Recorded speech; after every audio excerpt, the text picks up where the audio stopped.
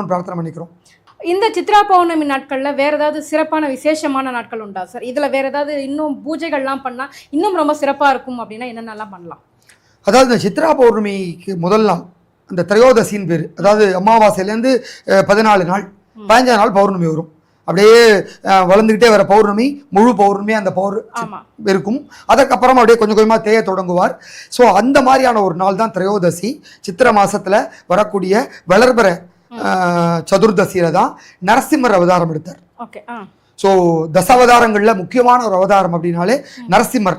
ஒரு பக்தனுக்காக, பக்த பிரகலாதன் அப்படிங்கிற ஒரு சிறுவனுக்காக நான் இருக்கேன் அப்படின்னு தூணை பிளந்துட்டு வந்தவர் அந்த நரசிம்மமூர்த்தி.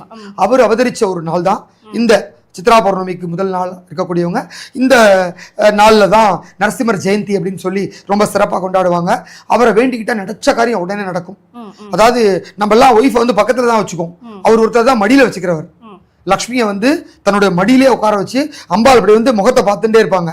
என்னடா சிங்க முகமா இருக்காரு, அசிங்கமா இருக்காருன்னே பார்க்கல, லக்ஷ்மி வந்து அந்த சிங்கத்தை பார்த்து ரசிப்பாங்களாம்.